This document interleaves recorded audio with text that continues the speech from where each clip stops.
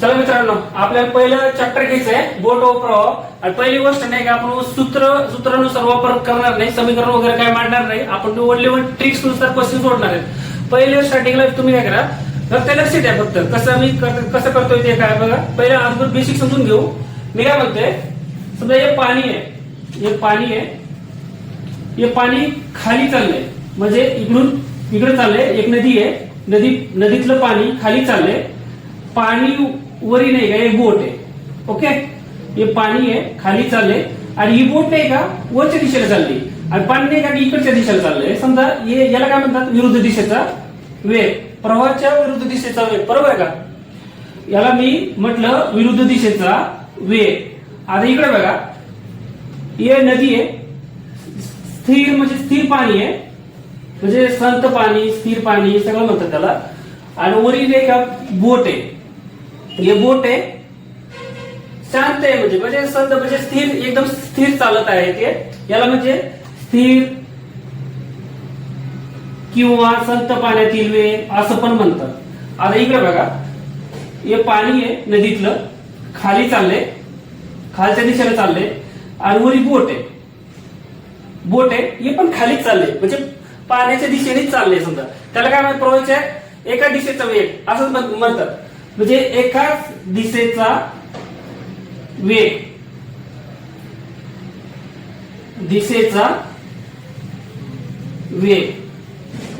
बस एवढ्याच. हे बेसिक समजलं ना तुम्हाला. पहिली गोष्ट ना, कोणतेही क्वेश्चन असू द्या, किती हार्ड क्वेश्चन असू द्या, मी तुम्हाला स्ट्रिक्ट सांगणार आहे, फक्त लक्ष द्या. फक्त मी काय म्हणतोय, इकडे बघा, पहिलं क्वेश्चन काय सांगितलंय, एक नावडी व त्याची बोट नद्याच्या प्रवाहाच्या दिशेने 13 किलोमीटर जाते.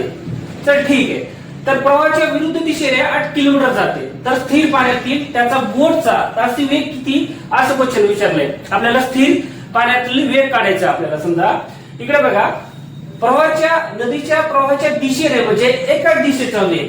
इकडे बघा, मी काय म्हणतोय, इथं मी वर्तुळ काढलं, 3 वर्तुळ काढले. त्याला कंपल्सरी विरुद्ध दिशेचा वेग बनणार मी, कंपल्सरी स्थिर पाण्यातली वेग बनणार आणि एका दिशेचा वेग. आणि इकडे बघा, नद्याच्या प्रवाहाच्या दिशेने म्हणजे एका दिशेचा वेग 13 किलोमीटर आहे. बरोबर आहे का? बरोबर आहे ना? इथं मी लिहिलं 13 किलोमीटर आणि विरुद्ध दिशेचा वेग किती, 8 किलोमीटर. इथं लिहिलं मी 8 किलोमीटर. लक्ष द्या, मी काय म्हणतो ते, इथं मी 8 किलोमीटर लिहिलं. आपल्याला स्थिर पाण्यातील वेग काढायचे. मी काय म्हणते, विरुद्ध दिशेचा वेग, एका दिशेचा वेग प्लस होणार, भाग करा 2, बस तेवढंच आहे. इकडे बघा, 8 आणि 13 किती झाले, 21 झाले. इथं मी 21 लिहिलं भागिले 2. आता 21 भागिले 2 म्हटलं तर 10.5 किलोमीटर तास. हे आपल्याला संत पाण्यातील, स्थिर पाण्यातील आपल्याला काय भेटलं, 10.5 उत्तर भेटलं फायनल. लय सोपं आहे रे, फक्त लक्ष द्या. फक्त मी काय म्हणते, किती हार्ड क्वेश्चन असू द्या, ओनली वन शॉर्ट ट्रिक्स. आपल्याला समीकरण वगैरे काय मांडायचंच नाहीये. पहिली गोष्ट, एक्झाम्पल साठी तुम्हाला दुसरं क्वेश्चन देतो मी, ते मला फक्त कॉमेंट मध्ये सांगा. फक्त दुसरा क्वेश्चन देऊ का? बेस्ट. चला मित्रांनो, दुसरा क्वेश्चन आहे, घ्या. हे क्वेश्चन तुम्ही सोडा, कारण की जे उत्तर येईल ना ते कॉमेंट मध्ये मला सांगा नक्की. मी काय म्हणतोय, एक नावडी त्याची बोट नदीच्या प्रवाहाच्या दिशेने 9 किलोमीटर आणि मी प्रवाहाच्या विरुद्ध तासी 6 किलोमीटर तास चालतो. तर स्थिर पाण्यातील त्या नावेचा तासी वेग किती, असं क्वेश्चन विचारलाय. तोच क्वेश्चन आहे. मला नाही क्वेश्चन नाही का, लवकरात लवकर मला सांगा, कॉमेंट मध्ये सांगा.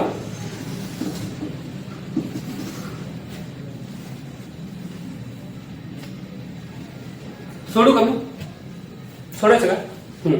इकडे बघा, मी अगोदर काय केलं, वर्तुळ काढलं, 3 वर्तुळ काढले. त्याला मी कंपल्सरी विरुद्ध दिशेचा वेग मानतो. विरुद्ध दिशेचा वेग कंपल्सरी मानायचा. याला संत पाण्यातील वेग मानायचा किंवा स्थिर पाण्यातील वेग मानायचा. याला एकाच दिशेचा वेग म्हणायचा. एकाच दिशेचा वेग. समजतंय का बाळांनो?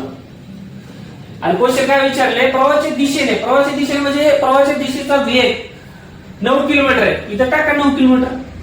आणि प्रवाहाच्या विरुद्ध तासी 6 किलोमीटर. विरुद्ध 6 टाकलं का? आणि विरुद्ध दिशेचा आणि एका दिशेचा आपण वेग आपण प्लस केलं भागाकारात 2.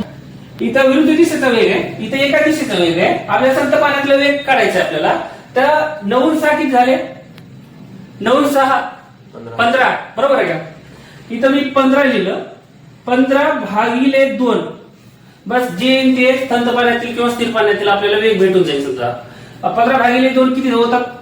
7.5 बरोबर 7 किलोमीटर तास म्हणजे 7.5 फायनल संत पाण्यातील वेग आपल्याला भेटलं. समजा आता स्टेप दुसरा घेऊ का? हो. चला मित्रांनो, टाईप क्रमांक दुसरा बघू आपण. क्वेश्चन आपला तिसरा आहे. आणि क्वेश्चन काय सांगते?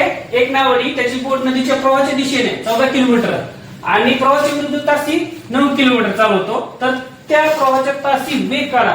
म्हणजे आपल्याला प्रवाहाचा वेग काढायचा आहे, नदीचा वेग काढायचा. समजा आपल्याला मी काय म्हणते, जी मी स्टेप सांगितली ना, जे ट्रिक सांगितले ना, त्याच क्वेश्चन किती बी हार्ड क्वेश्चन असू दे ते क्वेश्चन सुटणार म्हणजे 100% सुटणार. इकडे बघा मी काय म्हटलं, 3 सर्कल काढा. 3 सर्कल काढला आपण. याला कंपल्सरी विरुद्ध दिशेचा वेग म्हणू आपण. विरुद्ध दिशेचा वेग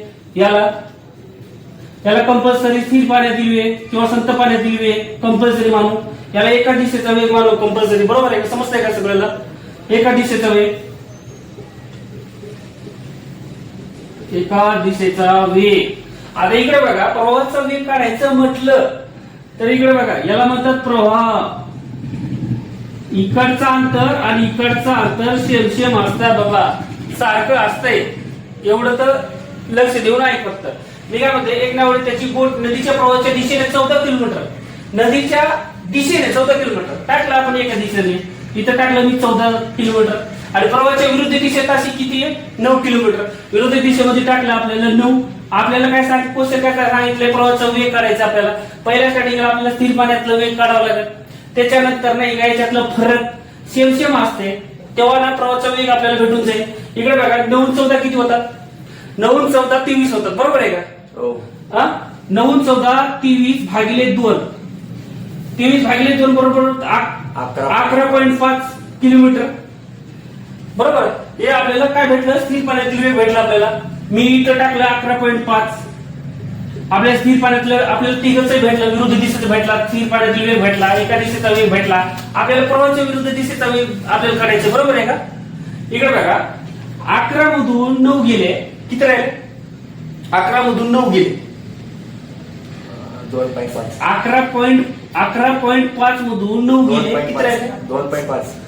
2.5 बरोबर. इकडे बघा हे 2.5 ना, याला म्हणतात प्रवाहाचा वेग. आणि हे अंतर आणि हे अंतर सेम असतात. इकडे पण तोच अंतर राहणार 2.5. आपलं फायनलच आन्सर भेटून गेलं ना. आपल्याला काय विचारलंय? प्रवाहाचा वेग विचारले, तर आपलं फायनल आन्सर काय असणार? 2.5.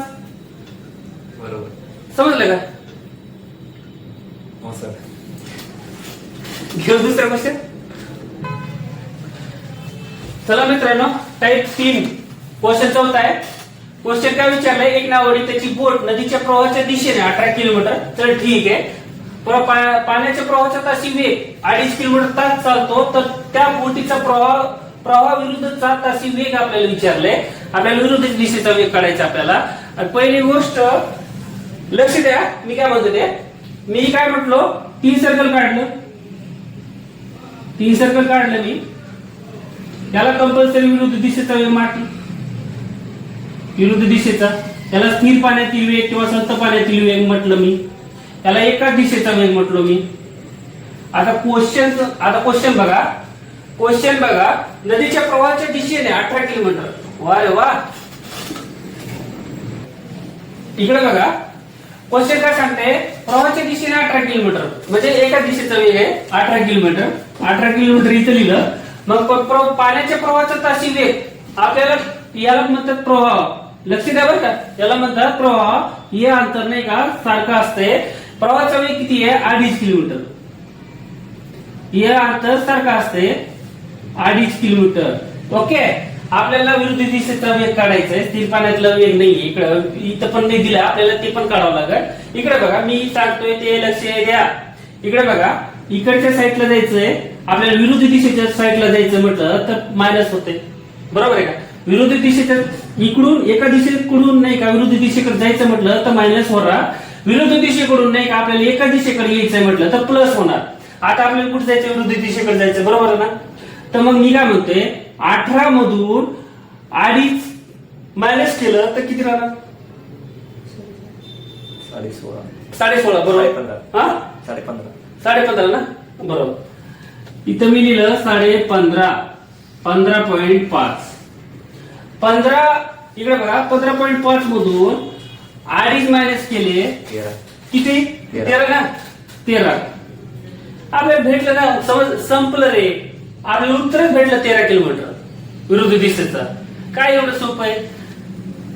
अरे किती बी हार्ड क्वेश्चन असू द्या, फक्त एवढ्याच गोष्टीवर नाही का, फक्त समजलं ना एकदा ट्रिक्स, तर किती बी हार्ड क्वेश्चन असू द्या 100% सुटणार म्हणजे सुटणार 100.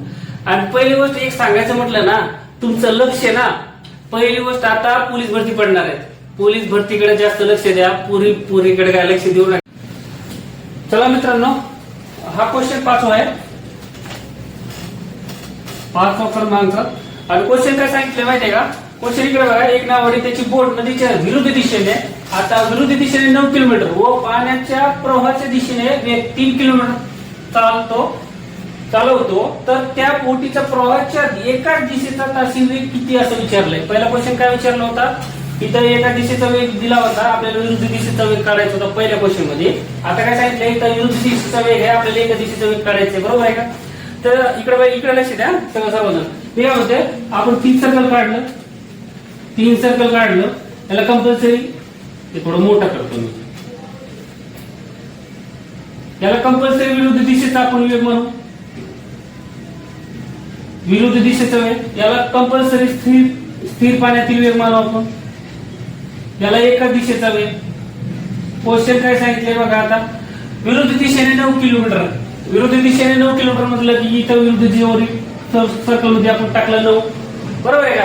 आणि प्रवाहाचा वेग हा सारखा असते, इकडे पण सारखा असते, इकडे पण सारखा असते, म्हणजे 3 किलोमीटर दिले. आता मी काय म्हणतोय, विरुद्ध दिशेकडून आपल्याला एका दिशेकडे यायचंय, विरुद्ध दिशेकडून आपल्याला एका दिशेकडे यायचंय, तर काय होणार? प्लस होणार. इकडून इकडे जायचं म्हटलं तर मायनस होणार, बरोबर आहे का? 9 आणि 3 किती? 9 आणि 3 किती? 12. आपल्याला स्थिर पाण्यातील वेग भेटला. 12 आणि 3 किती? 15. एका दिशेचा आपल्याला वेग भेटला, फायनल आन्सर भेटला ना आपल्याला. इकडे बघा 15 हा एका दिशेचा वेग, अशी वेग आपल्याला भेटला समजा 15 ऑप्शन. इकडे बघा मी काय म्हणतोय, आता पुढच्या महिन्यात नाही का पोलीस भरती वगैरे निघणार आहे, सर्वांनी अभ्यास करा चांगला. आणि पहिली गोष्ट ग्राउंड पण चांगला मारा, कारण की इकडे बघा तुमचे आई वडिलांचे स्वप्न काय असतात, म्हणजे सर्वांचेच आई वडिलांचे स्वप्न काय असतात माहितीये का? आपलं एक ना एक दिवशी आपला मुलगा नोकरीला लागेल म्हणून असं विचार असते आई वडिलांचा.